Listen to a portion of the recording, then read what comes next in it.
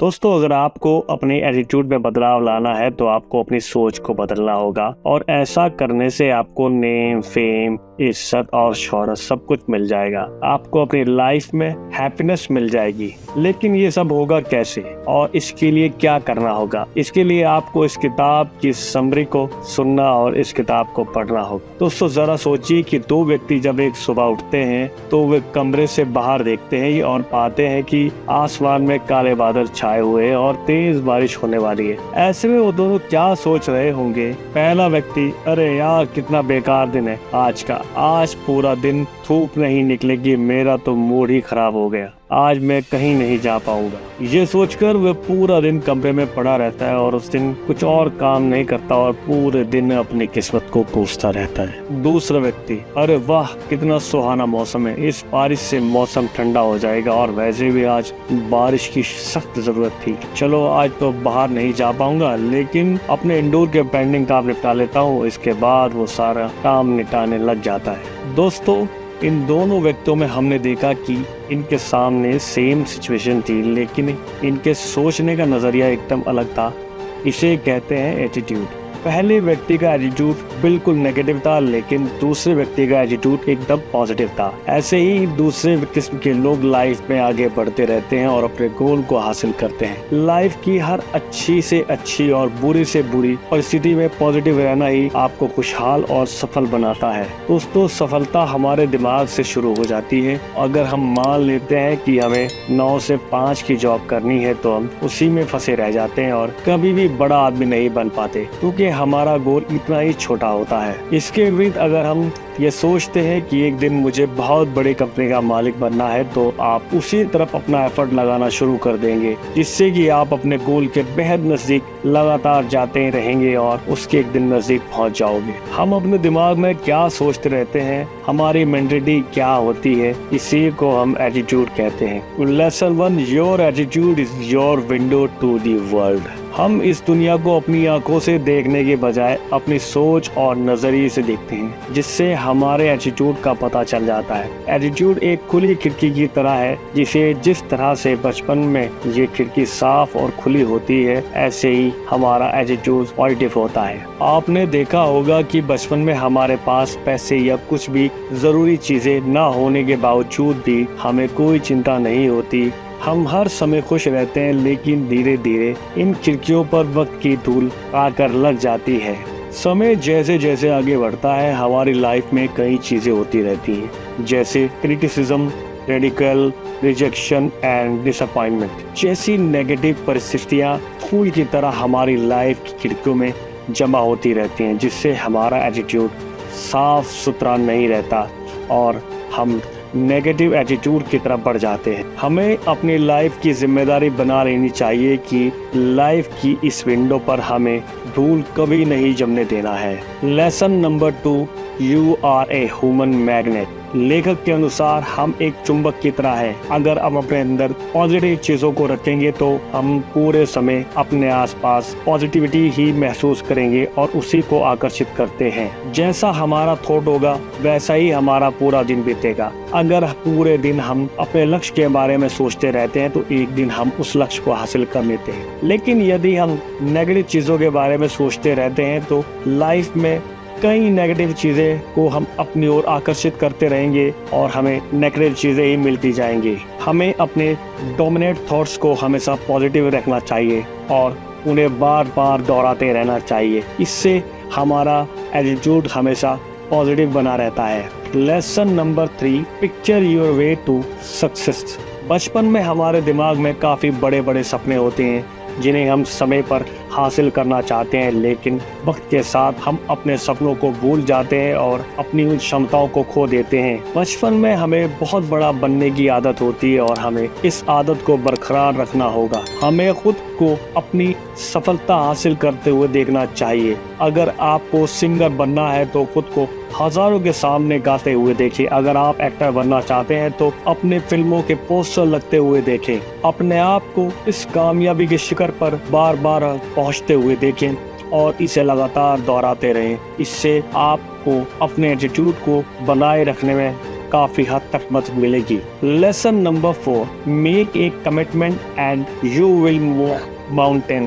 दोस्तों, अगर आपने किसी भी बड़ी चीज के लिए कमिटमेंट करना सीख लिया तो आप बड़े से बड़ा पहाड़ भी फतेह कर सकते हैं। कमिटमेंट का मतलब वादा करना जिसे हर हाल में पूरा करना है, फिर चाहे कितनी भी मुश्किलें सामने आए। छोटे छोटे वादों से बात नहीं बनेगी, इसलिए एक लक्ष्य निर्धारित कीजिए और उसे पूरा करने के लिए पूरी तरह से कमिट हो जाइए। बेंजामिन रोज नाम के एक बूढ़े व्यक्ति ने वकील बनने की ठान ली थी। 14 बार असफल होने के बावजूद भी वे अंत में वकील बन गए और उस समय उनकी उम्र 74 साल थी। दोस्तों, ये कोई मामूली बात नहीं है। इसका मतलब है कि जब आप किसी चीज के लिए कमिटेड हो जाते हैं तो आपको उस चीज को हर हाल में पाना ही होगा। ऐसे में अगर उन्हें कमिट नहीं किया होता तो वो कभी भी सफल नहीं हो पाते। Lesson number 5, turn your problems into opportunity. दोस्तों, यदि आप असफल हो जाते हैं तो क्या करते हो? क्या आप निराश हो जाते हो या अपनी किस्मत को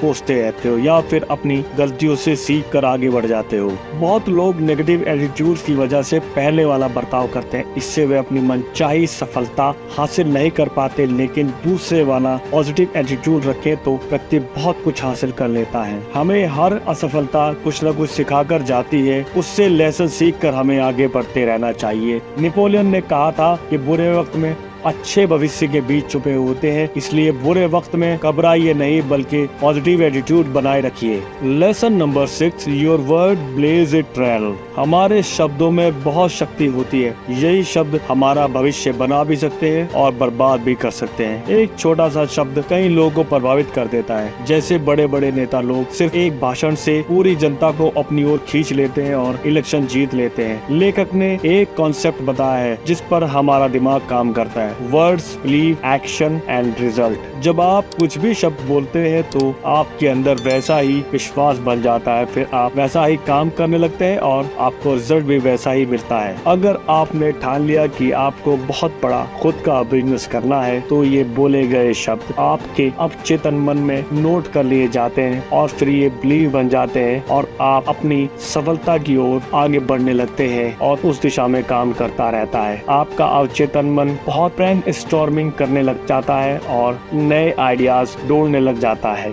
इस तरह आपका ब्रेन आपको सफलता की ओर पुश करने लगता है और आपके गोल को अचीव करने के लिए उन आइडियाज पर काम करने के लिए प्रेरित करने लगता है। Lesson number 7, how are your. दोस्तों, हम सबसे ज्यादा एक प्रश्न को सुनते हैं, हाउ आर यू। ये लगभग सभी सुनते हैं और शायद ये सबसे ज्यादा पूछा जाता है। इसके 3 उत्तर हो सकते हैं, नेगेटिव, मीडियोकर एंड पॉजिटिव। अगर आप इन प्रश्नों का उत्तर नेगेटिव देते हैं, जैसे कि यार बुरा हाल है, सब कुछ बुरा चल रहा है, कुछ भी ठीक नहीं है, हालात यार सही नहीं हो पा रहे हैं, तो आपके दिमाग में वैसे ही इमोशन और प्रक्रियाएं होने लगेंगी और आप वाकई बुरा फील करते रहेंगे। और अगर आप मीडियो को उत्तर देते हैं, जैसे कि यार कुछ ठीक ठाक है, बस यार वैसे ही चल रहा है, लाइफ में कुछ चेंज नहीं हुआ, अब बस क्या कोशिशें करता रहता हूँ यार पर रिजल्ट नहीं आ रहा है, तो आप वाकई वैसा ही बुरा फील करते रहेंगे और आप कभी भी पॉजिटिव आंसर या पॉजिटिव चीजों को होता हुआ नहीं देख पाएंगे। और अगर आप इन सब का उत्तर पॉजिटिव और एनर्जी से भरा हुआ देते हैं, जैसे कि यार ग्रेट, बहुत बढ़िया यार, सब कुछ मजे में चल रहा है, तो आपके अंदर पॉजिटिवता की लहर दौड़ उठेगी और आप वैसा ही एनर्जी और वैसे ही पॉजिटिविटी अपने अंदर भी महसूस करेंगे और आप रेगुलर आगे बढ़ते रहेंगे। Lesson number 8, stop complaining. हम लोग बहुत आदत होती है कि वो हर चीज में हम शिकायतें, कंप्लेन और इसी तरह का एटीट्यूड बहुत ही खराब होता है। इससे लोग ही क्या, खुशहाली उनसे दूर हो जाती है। कभी तो सभी होती है। कुछ लोग खुद की कमियों पर नजरअंदाज करते हुए दूसरों की आलोचना करते रहते हैं। ऐसे में उनके लाइफ में कोई परेशानी आ जाए तो जिंदगी से शिकायत करने लग जाते हैं और ऐसे एटीट्यूड से कोई भी आगे नहीं बढ़ पाता। तो हमें क्या करना चाहिए? हमें शिकायतें करना बंद कर देना चाहिए और जिस तरह हम ब्लेमिंग करते हैं, यार सब कुछ ठीक नहीं है, गवर्नमेंट की पॉलिसीज खराब हैं, आजकल धंधा पानी खत्म हो चुका है, इस तरह की शिकायतें हम आजकल रेगुलर सुनते आ रहे हैं। तो हमें इस तरह की ब्लेमिंग से बचना चाहिए। जैसे कि यार कभी कभी यार मेरे दोस्त बहुत खतरनाक है, बहुत नुकसान पहुंचाया है उन्होंने मुझे फाइनेंशियली, तो हमें इस तरह की कंप्लेनिंग से बचना चाहिए। इसलिए ऐसी बातें ना बोलें और साथ ही ऐसी रिएक्ट भी ना करें जब भी आप किसी से कम्युनिकेशन करें या कभी भी आप किसी से कहीं ग्रुप मीटिंग डिस्कशन में बैठें तो हमेशा नेगेटिव चीजों को, नेगेटिव शब्दों को बाहर रखिए और हमेशा पॉजिटिविटी और सही शब्दों को चुनकर बोलिए ताकि आप हमेशा पॉजिटिव बने रहें और बुरे और नेगेटिव चीजों से बचे रहें। और शब्दों के सही चुनाव से हम नेगेटिव चीजों को भी पॉजिटिव वे में बोल सकते हैं और उनको उस तरह से पेश करें ताकि वो बिल्कुल भी नेगेटिव ना लगे और आपको नेगेटिव फील ना आए। Lesson number 9, associate with positive people. सबसे पहले आपको लगातार ऐसे एक्शन लेने होंगे जिससे कि आप हमेशा पॉजिटिव लोगों के साथ समय बिताएं, उनसे दोस्ती करें। उनके यही पॉजिटिव लोग आपके भविष्य को प्रभावित करते हैं। हमेशा ऐसे समाज में रहें जहाँ ज्यादातर पॉजिटिव लोग मिले और आप हमेशा पॉजिटिव लोगों के आसपास ही रहें। टॉक्सिक पीपल एंड और इस तरह के बुरे लोगों से जो नेगेटिव बातें करते हैं उनसे दूरी बनाकर रखें और उनसे हमेशा दूर से ही हाय हेलो कर वास्ता खत्म कर दें कि इस तरह के लोग आपको हमेशा नेगेटिव और नीचे की ओर धकेलते रहेंगे। टॉक्सिक लोग हमेशा नेगेटिव बातें करते रहते हैं, वो खुद को तो बर्बाद करते ही हैं, साथ ही दूसरों को भी बर्बाद कर देते हैं। तो ऐसे लोगों से आपको हमेशा दूरी बनाकर रखना होगा। वही नर्सिंग लोग हमेशा पॉजिटिव रहते हैं, वो हमेशा लोगों को भला चाहते हैं और सबके साथ वैसा ही बर्ताव करते हैं, आपको सही रास्ता दिखाते हैं, हमेशा खुश रहते हैं। ऐसे लोगों से ही आपको दोस्ती करनी चाहिए और उन्हीं के आसपास हमेशा अपना एक गैदरिंग करनी चाहिए, उनके पास ही उनके जैसा ही माहौल क्रिएट करना चाहिए। Lesson number 10, comfort your fair and grow.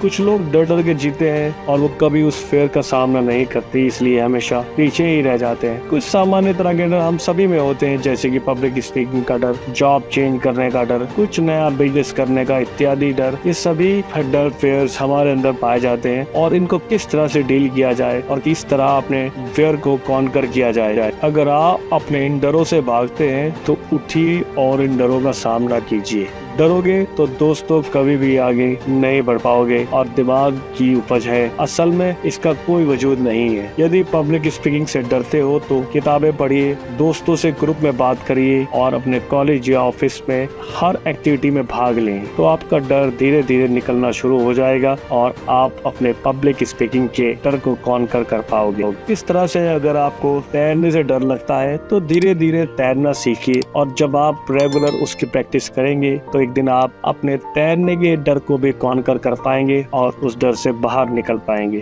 बाकी सभी डर को इसी तरह से दूर किया जा सकता है। इसके अनेकों तरीके हैं। उस काम को करने की कोशिश कीजिए जिससे आपको डर लगता है और धीरे धीरे कदम आगे बढ़ाते जाइए, स्टेप बाय स्टेप उसमें इम्प्रूव करते जाइए और एक दिन आप उस डर को जीत लेंगे और वो डर आपको कुछ भी नहीं कर पाएगा और आप उस डर को कॉन्कर करके लाइफ में आगे बढ़ते जाएंगे। Lesson number 11, get out there and fail. बहुत से लोग कुछ नहीं कर पाते क्योंकि वो असफलताओं से डरते हैं और सोचते हैं कि यदि वो फेल हो गए तो लोग क्या कहेंगे। उन्हें लगता है कि दुनिया उनका मजाक बनाएगी और उनकी आलोचना करेगी। ऐसे में कभी भी अपने कंफर्ट जोन से बाहर नहीं निकल पाते, सालों साल एक ही कंपनी में जॉब करते रहते हैं और कुछ नया करने की नहीं सोचते। लेखक ने इसका नया तरीका निकाला है कि काम शुरू करो और खुद को असफल होने दो और फिर उसे बार बार करो। थॉमस एडिसन की तरह भले ही आप बार बार फेल हो जाओ क्योंकि हर असफलता आपको सफलता की ओर ले जाएगी। जब आप इस मानसिकता से काम करोगे तो कभी भी फेल नहीं होगे। Lesson number 12, networking that get results. सफलता पाने के लिए नेटवर्किंग भी काफी जरूरी होता है। यदि आप अपने सर्किल के लोगों से जुड़े जाएं और वे आपके काफी आगे बढ़ा सकते हैं। ऐसे में आपको अच्छे मेंटर मिल सकते हैं, अच्छे पार्टनर भी मिल सकते हैं और अच्छे बिजनेस के लिए क्लाइंट भी मिल सकते हैं। यदि नेटवर्क बनाना कठिन लगता है तो शुरुआत कुछ लोगों से और उनकी मदद से करनी चाहिए। पहले दूसरों की मदद करो, इसके उसका आपके लिए ट्रस्ट बनेगा, फिर वो खुद सफलता के दरवाजे खोल देंगे। इसलिए रेगुलर आप अपनी नेटवर्किंग को मजबूत करते रहो, नए लोगों से ताल्लुकात बनाते रहो और उनके साथ उनकी हेल्प करते रहो, उनकी मदद करते रहो। और जब आप रेगुलर किसी के साथ मदद का और अच्छा बिहेवियर करते जाएंगे तो आपका उनके बीच ट्रस्ट बिल्ड होगा जो आपको अपने फ्यूचर में और आपके प्लान्स को एग्जीक्यूट करने में आपकी मदद करे। तो दोस्तों, आपको एटीट्यूड इज एवरीथिंग बुक की समरी सुनकर कैसा लगा? आप अपनी राय जरूर दें और कमेंट में जरूर लिखिए और साथ ही हमारे चैनल को फॉलो करना, सब्सक्राइब करना, वीडियो को लाइक करना ना भूलिए। Thank you so much. जय हिंद, जय भारत।